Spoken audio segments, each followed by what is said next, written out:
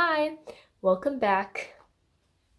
Oh, that's not my line. My line is, hi, it's Justine. Fun fact about me, I, until like 2 days ago, have never read or watched Twilight. Which is shocking because I read a lot and I feel like Twilight is famously a very important piece of media to consume. The question is why? Why haven't I watched or read Twilight ever? An answer is because in middle school, I went through a really big Twilight hate phase. It was like my entire personality to hate Twilight. I don't know if you guys remember this, but around like 2017, 2018, it was like a really big thing to just really hate Twilight because it was the height of like the strong female character archetype, like Katniss Everdeen, um, and Hermione Granger. So we were like, oh, they fight their own battles or whatever. And Bella's just really useless. She's very damsel in distress. Like she's just waiting for a man to come save her. So I want to see if that was true, I guess. So in seventh grade, I made an attempt to read the first book because I don't like to be uneducated on the things I hate, but I couldn't get through it because in the beginning I was already like, wow, I hate this so much. I hate Bella so much. I only made it to I think 50 pages in, so that I gave up. But I think the real reason I stopped reading it wasn't because it was bad, but because it was good, because I think I maybe liked it a little bit. And I didn't like that because my entire personality at that time was I hate Twilight, right? So as an example of how much I hate Twilight, here's some of my Pinterest pins pinned in my folder titled Harry Potter because I was claiming to be a huge Harry Potter fan, but I wasn't a huge Harry Potter fan. I was just a really big Twilight hater, and I used Harry Potter as like a wow, look at how much better Harry Potter is than Twilight, which now that I think about it, now that I'm an adult and I can think about this with more nuance, I would say that Twilight and Harry Potter aren't comparable. Twilight is a self-indulgent vampire romance novel, and Harry Potter is a middle grade story about a boy wizard. So they're a little bit different, I'd say. So I finally read it, and it honestly wasn't that awful. But a lot of it, I think one of the reasons why I don't think it was so awful is because I already knew a lot about it, right? Like Twilight is such a big thing right now. Like I pretty much knew the entire story before I even read the book. And I already knew the nature of Bella and Edward's relationship and that it's a little bit toxic. So, and I already knew things like, oh, Twilight sparkles in the sun. By the way, I put like glitter on my face to try to be like, I'm a sparkly vampire, but it's not, yeah, that's embarrassing. So I already knew what was up basically, but I think if I had read it without knowing the situation, I would have thought differently about it. Like, okay, let's be honest. If I didn't know anything about this book and I just picked it up on a whim and started reading, and I get to the part where Edward's sparkling in the sunlight, I'd be like, what the fuck is this? I wouldn't be like, okay, that makes sense. He's sparkling now. So it's hard to read with like fresh eyes because I already know what's going on and I already know the things that people don't like about it. So it's hard to say. Anyway, let's just get into it. I'm just gonna give you my my reading experience. So this is one of the first lines in the book, and I think it sums up the story pretty well. I knew that if I'd never gone to Forks, I wouldn't be facing death now. But terrified as I was, I couldn't bring myself to regret the decision. When life gives you a dream so far beyond any of your expectations, it's not reasonable to grieve when it comes to an end. So, I think this sums up the book pretty well because it's like literally a dream, right? A dream so far beyond any of your expectations. Like, the dream is that she meets someone as amazing as Edward who loves her so deeply. And this cool ass family, it's so I think that's the mindset you should be going into this book with. Like, this is a dream, this is self-indulgent. Okay, so anyway, the book begins. Bella Swan moves to Forks to live with her dad. I forgot what state Forks is in.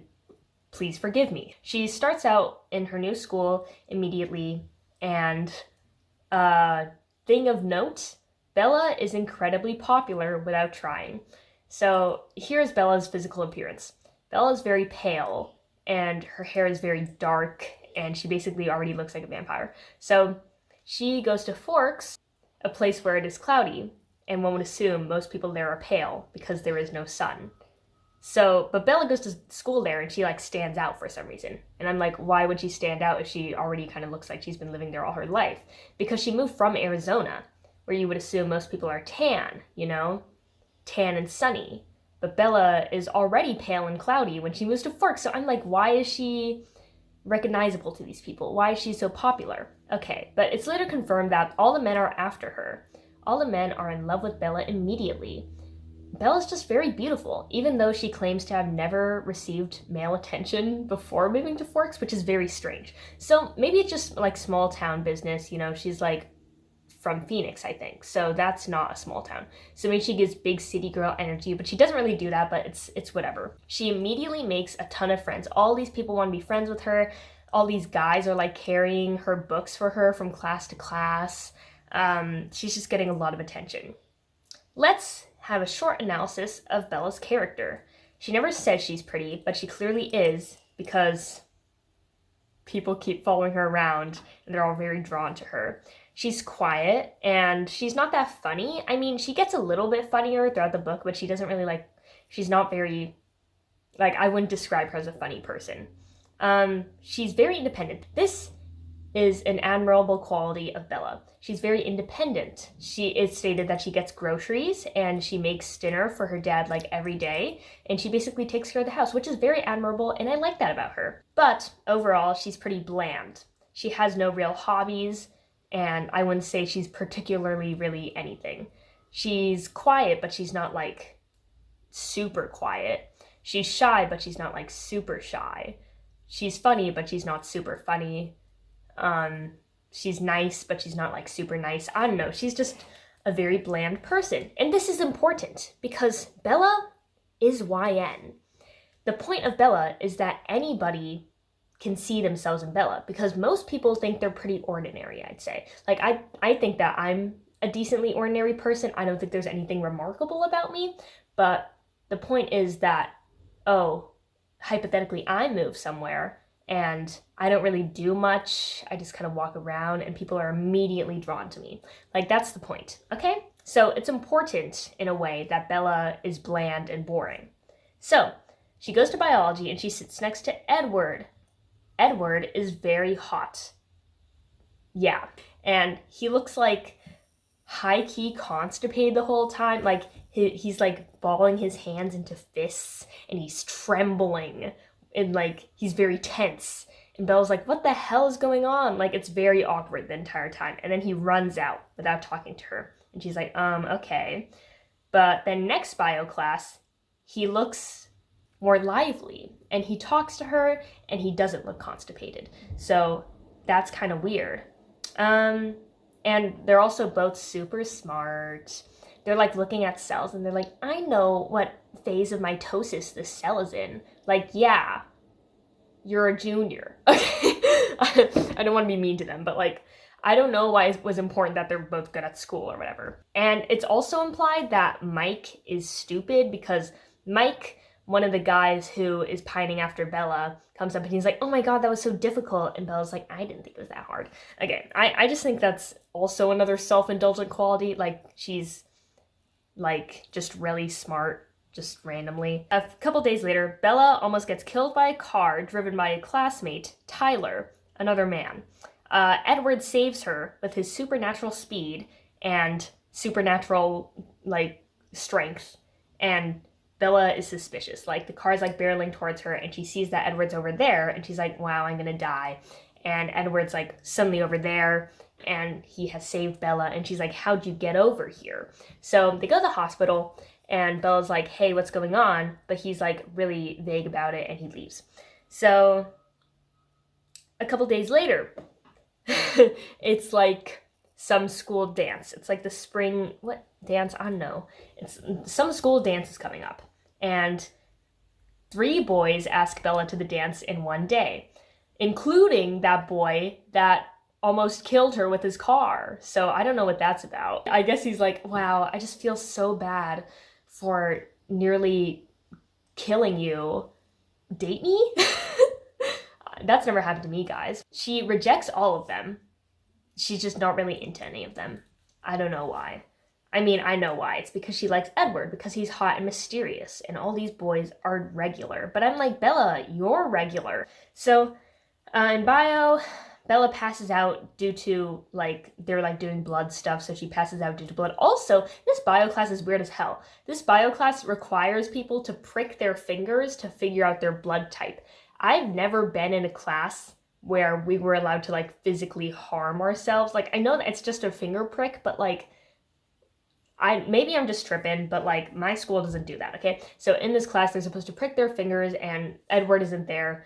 Suspicious. And Bella passes out due to the blood, and Edward, princess carries her, like, bridal carries her to the nurse. And then, later, Bella goes with her friends to the beach, where she meets Jacob. I mean, she already knew Jacob. They were, like, family friends. So at the beach, this is where it gets questionable. I mean, one could argue that it was questionable before. She's talking to Jacob, and she mentions that Jacob just turned 15. Bella is 17. Okay. You know, which is fine. But then Bella's like, oh, I'm going to start flirting with Jacob to get this information out of him. And Jacob obviously has a crush on Bella, which I think is fine. Like, plenty of younger boys have crushes on, like, older girls, but, like, they're not supposed to date them. Like, that's messed up, okay? That's more than a 2-year age difference. Like, a 15-year-old? Seriously? Okay. And also, this is the first boy that Bella actively flirts with. And he's very young.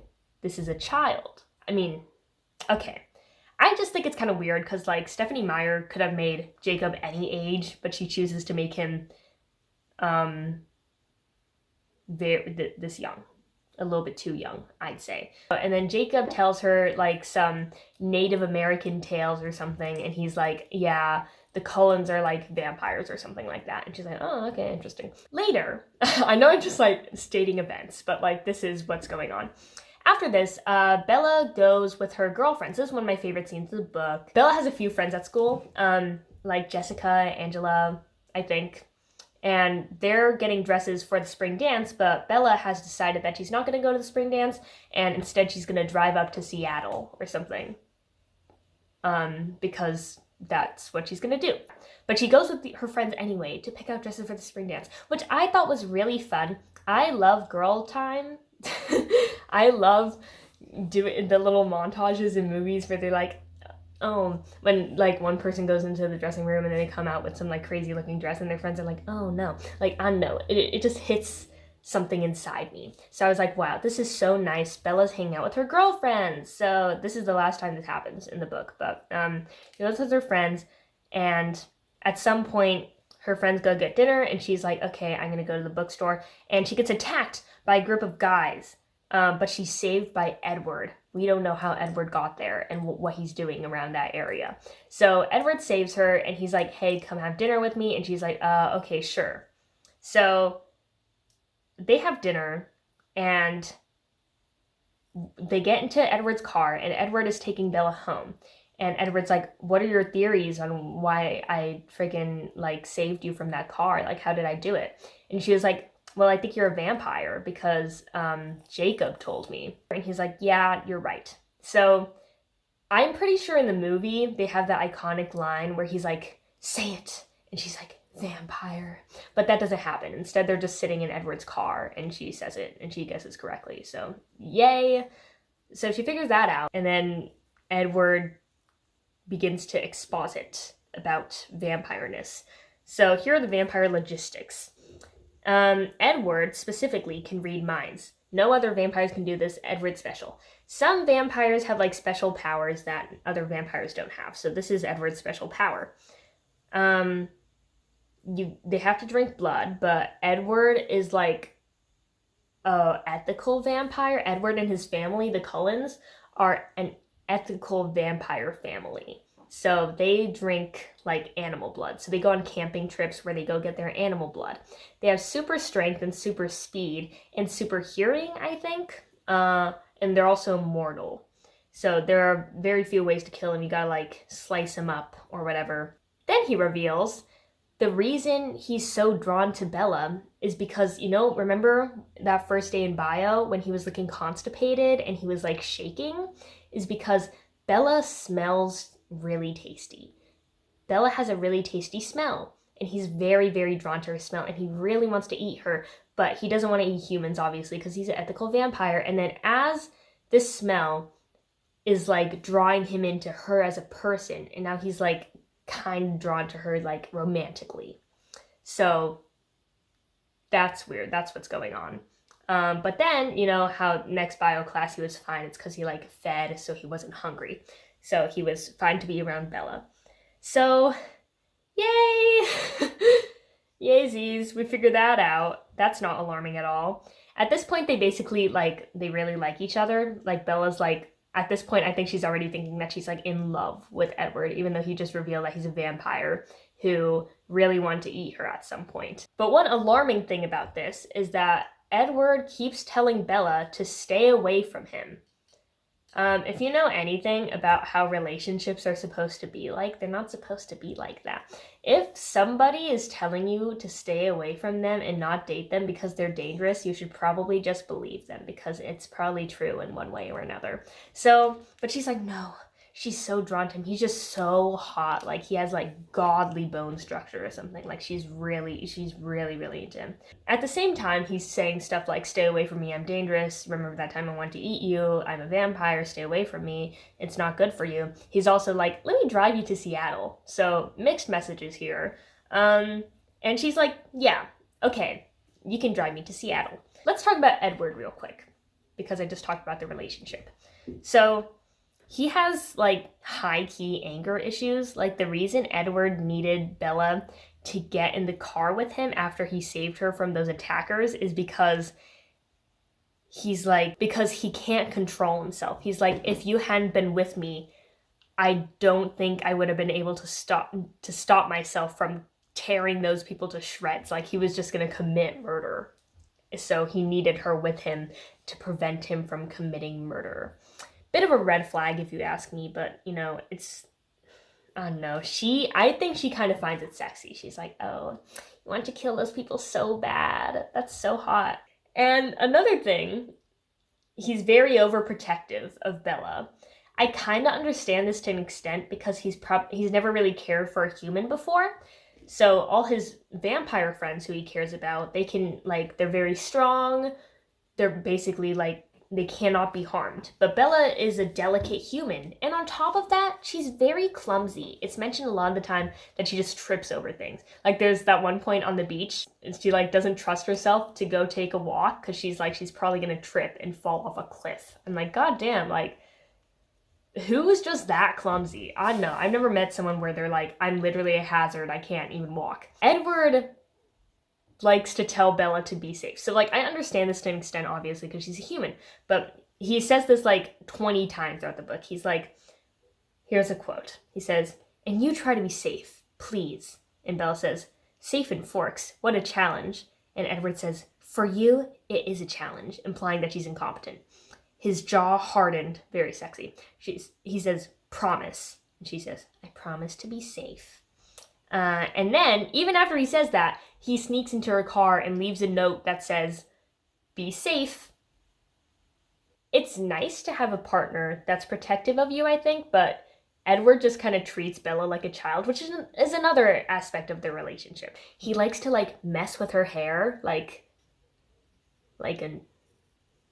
how you pat a child's head.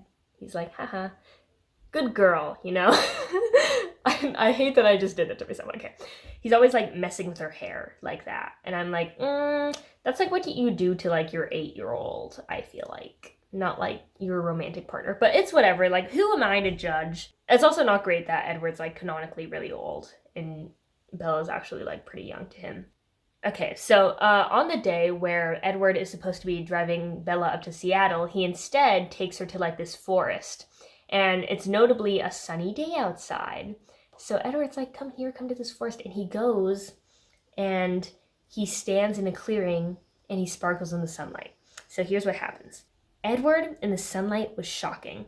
I couldn't get used to it, though I'd been staring at him all afternoon. His skin, white despite the faint flush from yesterday's hunting trip, literally sparkled, like thousands of tiny diamonds were embedded in the surface. He lay perfectly still in the grass, his shirt open over his sculpted, incandescent chest, his scintillating arms bare. Okay, that's the description of Edward sparkling. Why do vampires sparkle? Okay, one would think that. Let me go over the vampire specificities. Vampires are particularly attractive, and this is because they are like the perfect predator. You know, like evolution-wise, it's good that they're attractive to humans so they can lure them away and eat them. So I get that. But why do they sparkle? Maybe it's like, oh, I guess if you saw a human sparkling, you would go after them because you'd be like, why are you sparkling, I guess. But also, if you're trying to be like a stealth predator, wouldn't it be better if you're like not sparkling? Weird. Like he during this time he also explains that he's like the perfect predator. Like he smells great, he looks great, he's really quiet, and he doesn't have to breathe. Like he can like yeah, he just breathes like out just because he feels like it, but he technically doesn't have to. So that's interesting. And this is the point where he tells Bella that like he really wanted to eat her. Like he just really wanted to eat her. Like he still kind of wants to eat her, but he's like holding himself back. Here's the quote. He said, "It took everything I had not to jump up in the middle of that class full of children and it cuts off." And he's implying that like he was working his ass off to not eat her, which like bit of a turn off, not gonna lie. But he's also like drawn to her romantically, and she's drawn to him romantically, but it's because he's a perfect predator. Like I feel like if he's that attractive, like it's not because she's particularly drawn to him, she can't help it, she's a human, right? So Edward is so in love with Bella at this point, which like they've known each other for like 2 weeks. But Edward is so in love with her, he says, he lifted his glorious, agonized eyes to mine. You are the most important thing to me now. The most important thing to me ever. Wow. Okay, it's been 2 weeks. I mean, I guess they're just moving quickly, which by the way is red flag. Red flag to move quickly. Like you should think about that. So here's where it kind of loses me. I've never like been in a romantic relationship, but I honestly could not imagine being this obsessed with someone. Like so obsessed that you're like, God, I can't stay away from you. I have to watch you sleep. Like how entertaining is it to watch someone sleep? I don't know. I feel like you'd get sick of it like after like 1 minute. Okay. Like I kept thinking, I was like, hypothetically, if I was like Edward and Bella's friend and I was just trying to hang out with them, I would not be able to stand it. Like they would be the most annoying couple in the entire world. They're just so obsessed with each other. It kind of borders on infatuate. It is infatuation and it's not great. And I think it's a little bit bad. So they spend this time and Edward is like practicing being close to Bella and not eating her. This is not great. So he's like, they're like practicing kissing and stuff. Not like kissing, he's just like close to her. And he's like, wow, I guess I can be pretty close to you and not eat you. The standards are underground. After this, they're kind of just dating now. They're just dating. And they, Edward like spends the night. Does he spend the night at her house? I don't know, he like goes to her house, he like sneaks in and they make out in her room. And then he reveals that he's just, vampires don't sleep. So he's like Yeah, I just spend a lot of nights just watching you sleep. Um, I mean, I already knew that that was a thing because that was like one of the reasons I hated Twilight when I was in middle school. But reading it's like, whoa, like he really is watching her sleep, I guess. Like, does this man not have like a video game to play? I don't know. I feel like watching someone sleep, that's like the lowest of lows. That's like I really have nothing to do. Anyway, since they're dating now basically, Edward decides to take Bella to meet his family. So we meet all the Cullens, and here's the Cullens. The man, Carlisle Cullen, is like the dad. His wife, Esme, um, and they basically adopted a bunch of different vampire kids who were near death, and they saved them by like turning them into vampires. So that's pretty good. That's like some good charity work. So we meet Alice, who we love. Alice is actually really sweet. She's probably like my favorite character. So Alice has the ability to like see into the future, which is pretty cool. I guess she has like visions, and she's like together with Jasper, who is another vampire in this family. They're like all adopted children, but they're also like couples, which I guess is fine because they were like adopted when they were pretty old. I don't know. Like the whole family thing is kind of just like a cover up. So Jasper he also has an ability.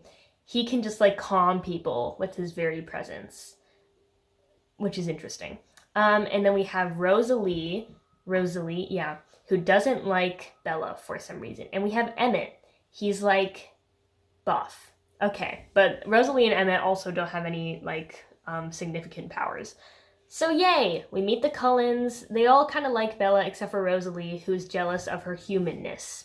So Rosalie and Emmett are together, by the way. Then they invite Bella to watch them play baseball, which is interesting. Like, why are they so into baseball? I guess they're pretty all-American. That's pretty cool. So Bella goes home, and Charlie's home, and she's like, hey, Charlie. Charlie's the dad. And she's like, hey, I'm kind of dating Edward now. This is Edward. And he's like, oh, cool, I guess. And he's like, okay, yeah, you can go watch Edward and his family play baseball. So she goes with Edward, and Edward takes this Jeep. This fucking Jeep, okay? It has like a harness strap, which I think is normal. Like, I have a Jeep that doesn't have that, but it's like whatever. So it goes like here, I would assume, and buckles here and at the waist. So she gets in the Jeep and she doesn't know how to work the harness, and in a romantic moment, Edward like puts the harness on her, and you're like, yay, that was romantic. So they go watch the baseball game, and it's like baseball on crack. Like, they're just really fast and they can swing the bat really hard. So she's watching it, she's like amazed. And then all the vampires playing baseball are like, oh my gosh, I can sense another group of vampires, Like, they all have super hearing, so they can like sense it.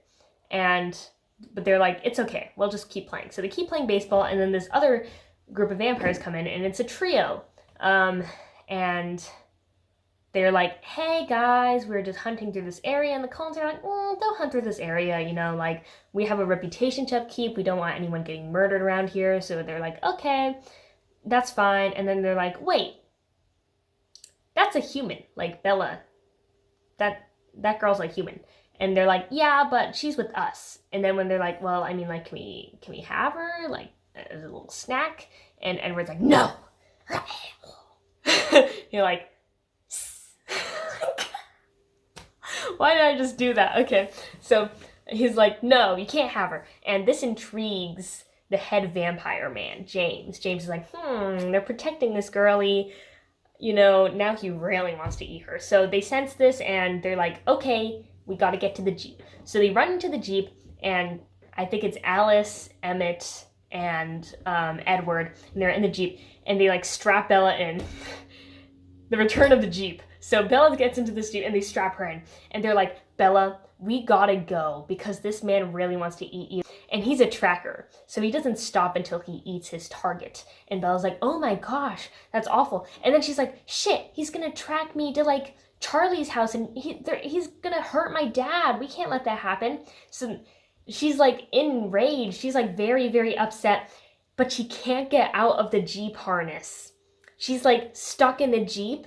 She's just like flailing in the harness, like, no, Charlie, guys, turn around, my dad, no. And nobody will let her out of the harness.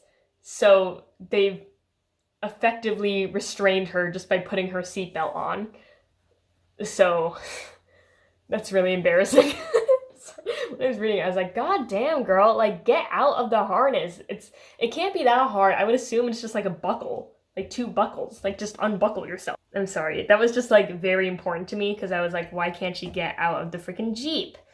Another unlikable quality of Bella, she can't work a seatbelt. And they're like, okay, we gotta formulate a plan because this is where it gets exciting. I was actually pretty hyped for this. They were like, this man is gonna kill Bella. And the entire Cullen family, despite knowing Bella for like a couple days, they're all like, yes, we're gonna protect Bella with our lives. And Bella's like, wait, no, guys, you don't have to do that for me. But they're like, no, we've never seen Edward this happy. He was depressed before. Like, you're so special. You're special, Bella. And that is the point. The point is, no matter how ordinary you are, you can always pretend that this imaginary vampire family wants to protect you with their lives because you are not ordinary. You are so special. Which is very self-indulgent. Okay, so they go and they're like, okay, here's the plan. Alice and Jasper are going to take Bella to like a safe house. And Esme and someone are going to protect Charlie, and then these people are going to go after James. And Edward and Emmett and Carlisle are going to go after James, the tracker man who really wants to eat Bella. So they're like, okay, but Bella doesn't like this because she's like, I'm going to be separated from Edward? Girl, it's like less than 24 hours, like chill out. So she's in the safe house and she's freaking out so much that like Jasper has to like physically like with his calming ability, like force her to sleep. So, but the reason she's freaking out is because she's very upset that she's apart from Edward. She like calls him at some point. She's like, I miss you. I'm like, girl, it's been like 1 day. But okay, red flag, they're very codependent on each other. She's like, I miss you so bad, Edward, please. I wish you never left me. I want you with me together. And I'm like, it's literally been a day. Like, calm down. I don't know. Ridiculous. Anyway, so, but this is when Alice really pulls through. She's just a very nice person. She's always comforting Bella. Here's a good line. And before Edward leaves Bella, he's like, just please be safe, Bella. And your only concern is keeping yourself safe. And please, trying not to be reckless. Because, what can I say? Bella's just so reckless, and she's very bad at keeping herself safe. Which, like, what the hell? Okay. Anyway, this is when I'm kind of enjoying it right now. Not gonna lie. I kind of like action, you know, but I also like the feeling of pretending that I'm Bella and that this entire family of vampires is like protecting me. Like I feel very safe, you know. I'm like, wow, I don't have to do anything. All I have to do is stay in the safe house and hang out with Alice and let this family of vampires take care of it for me. Like, I'm really chill.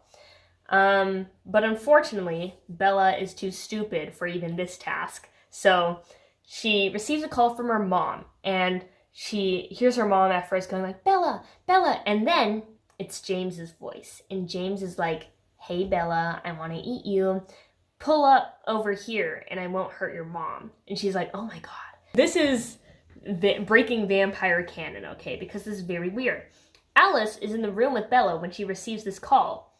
And remember, all vampires have super hearing. Their hearing is so good that they could, like, hear those vampires deep in the woods before they even got to them. And I assume these vampires were running. So, like, they could hear these vampires from miles away before they even got to their baseball game.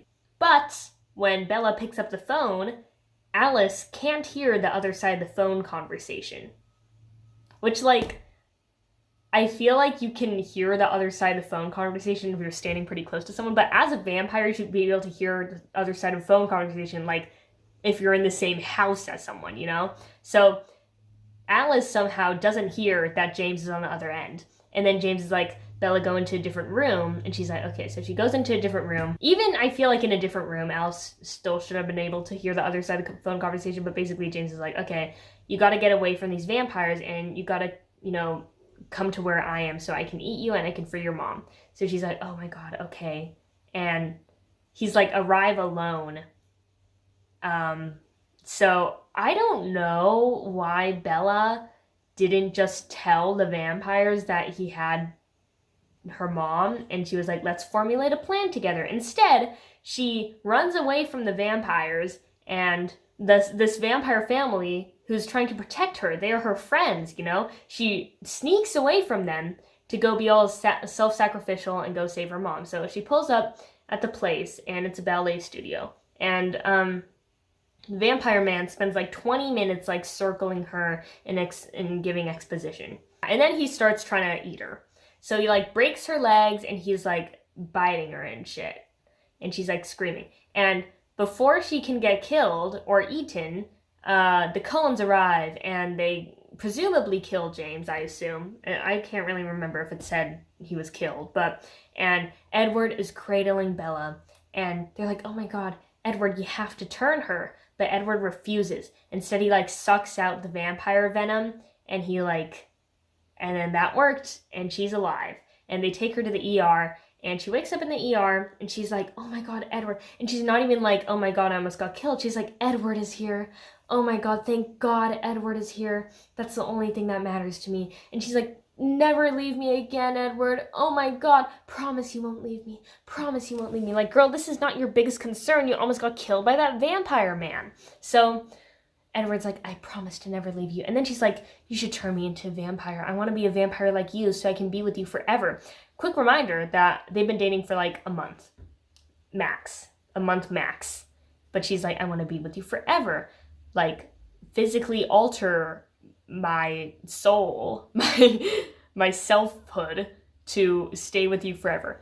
And Edward's like, no, which I do admire. I'm very glad Edward refuses to do this because this is a bad idea and he shouldn't do that to someone, even if they're asking for it. So he's like, no, and she's like, well, we'll fucking see. Well, that's not what she says. She doesn't cuss at him. But she's like, well, I guess we'll see. So yay. Her parents meet Edward. They're like, yeah, we love Edward. Yay. And then flash forward to, I guess, a few months later. Edward is taking Bella to prom. He like sneakily takes her to prom. He gets her dressed in a nice dress and he drives her somewhere. And she's like, where are we going? And he's like, I don't know. And they pull up and it's prom. And she's like, I hate dances. I hate school dances. You know how much I hate getting dressed up and being in a school dance, which pissed me off. Okay, this is just a personal thing. I like school dances and I like being dressed up. So, yeah. I mean, I get that we can be different people, but like, I thought Bella was supposed to be standing for me. Okay, so anyway, she's like, I hate school dances. I hate this. But Edward's like, dance with me, Bella. And now she's into it because she's with Edward and she loves Edward. So she's dancing and all the boys that used to love her are like still in love with her. And Edward is a very jealous vampire. So Jacob like walks up to her and he's like, hey, can I talk with Bella real quick? And Edward's like, hey. Like again, and Bella's like, chill out, like hold on, let me talk to this man, this 15-year-old boy. And he's like, okay. So basically Jacob's like, yeah, my dad Billy still doesn't think you should be dating Edward, and for your own good you should like get away from him. And she's like, oh, okay, haha, whatever. And Jacob's like, yeah, haha, whatever. And he leaves, and then Bella dances with Edward, and then the book ends. So yeah, that was that. It was bad, I will say. I mean, I didn't expect to like it, I guess. I expected it to be bad, but I don't know what I was expecting, not gonna lie. But it was that. I actually enjoyed it a lot more than I thought I would. I thought I'd really hate Bella. And like, I don't like Bella. I really don't, but like, I don't hate her. She has some admirable qualities and, she's she's a stand-in. Like, that's what she's supposed to be. So instead of reading Twilight like any other romance novel, I think it's more valuable to read it like classic literature. Because Twilight is such an iconic, I guess, book and book series. Like, if you think about it, Twilight is kind of the reason that the strong female character genre exists today, like the Hunger Games and stuff. Because without Twilight, people wouldn't have such hatred for damsel in distress characters, and they wouldn't in turn make characters like Katniss and like whoever. I know I keep saying Kat. We know there are more. Like the strong female character archetype, and it's because of Bella. Like I think without Twilight, the Hunger Games wouldn't exist. And I don't like Bella, but I admire that so much of the cultural consciousness has been shaped by the way Bella acts. Like the clumsy and beautiful female protagonist trope, it definitely comes from Twilight, and it like literally feels unreal to read I guess, how clumsy Bella is, and you're like, oh my god, this is where it's from. Like, without Bella, you wouldn't have all the things making fun of, like, oh, I'm so clumsy, Like, I feel like I've seen that all over the place, and, like, now I'm reading, like, the origin. It's very interesting. I don't know. I think this is a book that everybody should read. I know it's going to be bad, and you should go into it knowing that the relationship isn't healthy and not something to be idolized, but it's important, I think. I think everyone should read Twilight. Bella isn't as weak as everyone on Pinterest in my youth made her out to be. Like, she isn't particularly strong, but, she's stubborn in a way. She's stubborn in, she's in love with Edward, and she's like, I need to stay with you, Edward, which I guess is strong in a way. I don't know. She makes like important decisions. There's this scene where she's protecting Charlie by trying to get him to stay in the house and explaining why she has to leave to go to the safe house for a sec. So she goes in and she does some really good acting, and she gets away. And I'm like, that's pretty good of her. She acted with confidence. Even like the flirting bit, even though Jacob's underage, we could just pretend he's not underage. Like, it was pretty good that, she needed information and she got it, One can respect that. But, I mean, in a way, she's not really a character. She's a reader stand-in. We are all supposed to be Bella. We are supposed to be imagining that we are Bella. That's the reason she's so ordinary, so that we can be her. And you don't need to be like, oh, there's no way I could be this girl. You could be like, anyone can be Bella. Because Bella possesses no, particularly unique character traits. This book is incredibly cheesy, but a little bit of cheese never hurt anyone, I don't think. Like, it's just pure self-indulgence, and I think that's how we should see it, while acknowledging that it's toxic. I honestly think that Twilight is very, very unique. Once again, going back to the idea of, how would you perceive Twilight if it wasn't as famous as it was and you just randomly grabbed it off a bookshelf and you started reading and you never heard of it before? And you don't even know what it's about. Like, that is a book, I get why it's so popular. It's very, very original. At the time, there were, like, no supernatural romances, right? So it's like, wow. Like, it's like a rom-com, but he's a vampire? Like, that's crazy. I don't know. It's just a very, very unique book. In the relationship dynamic as well, like the fact that Edward wants to eat Bella, but he's controlling himself. Like, that is so interesting. I gotta drink water. Delicious. So here's the part where I give Stephenie Meyer writing advice. I mean, I don't think she'd ever I don't think anyone's gonna watch this video. Okay. Shit. Okay. She's fine. The laptop's fine.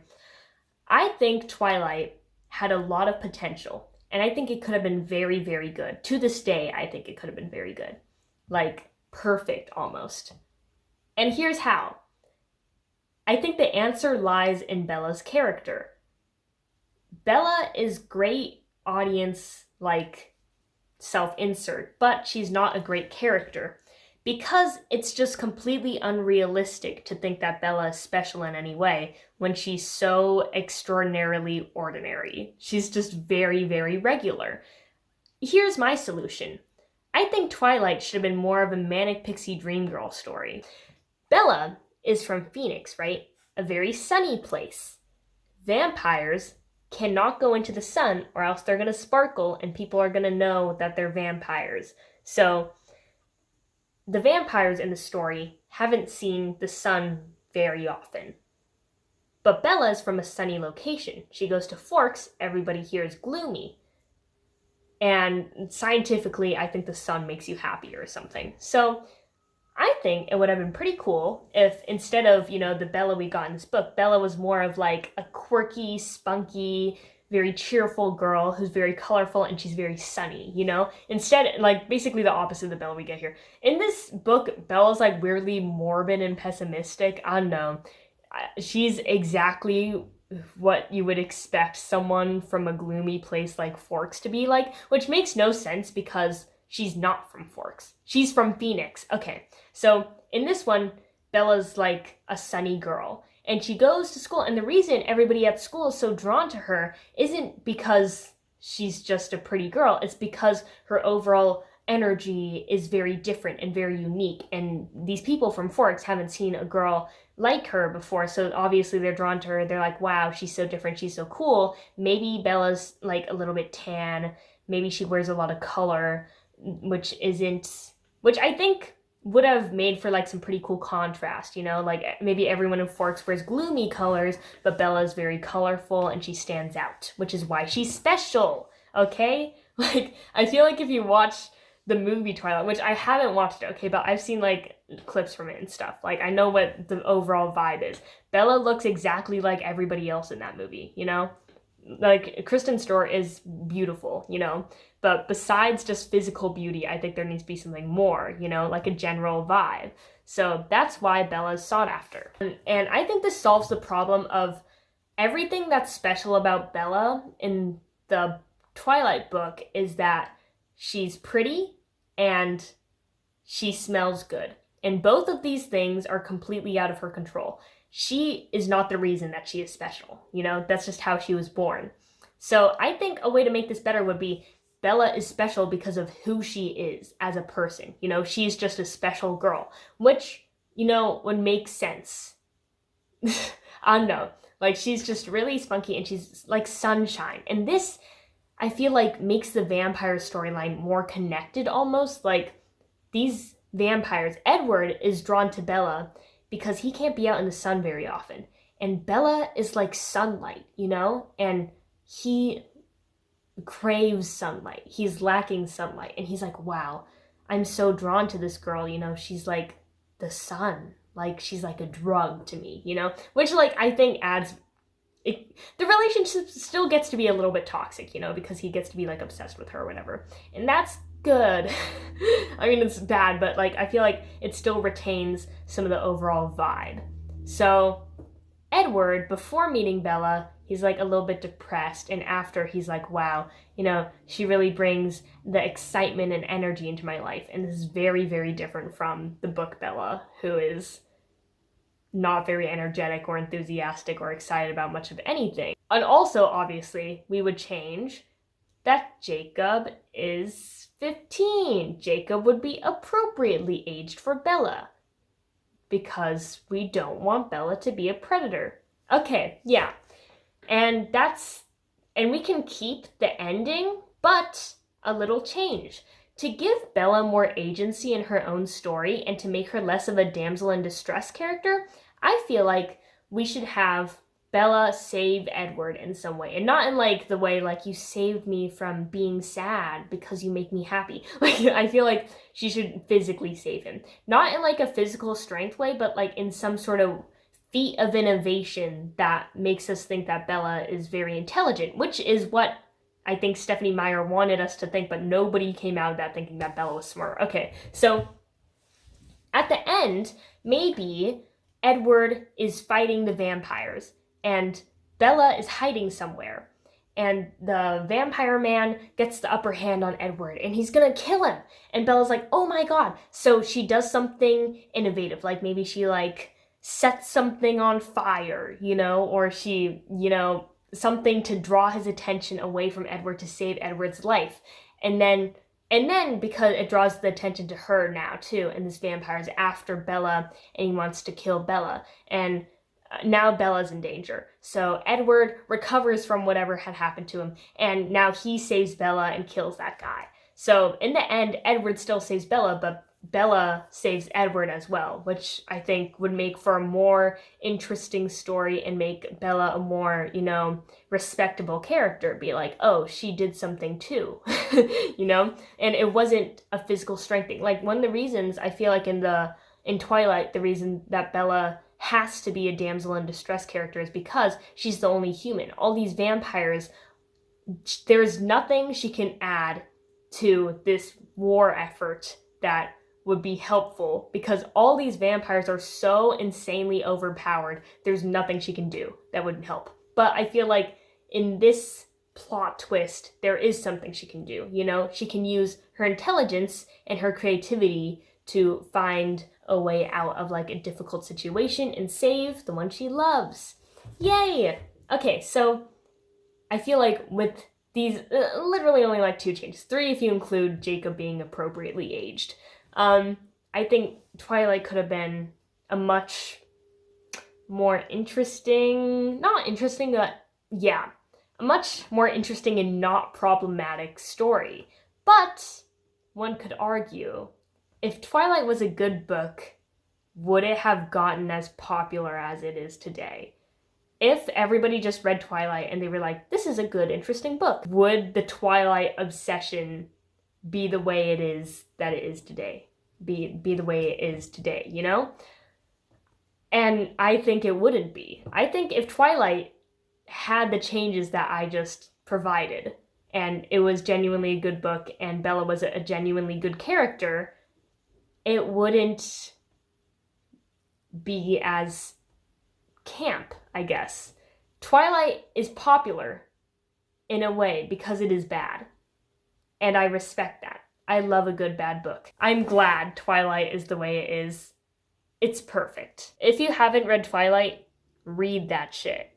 You're not gonna like it, but I think it's important that you experience what I have just experienced. So, thank you so much for watching.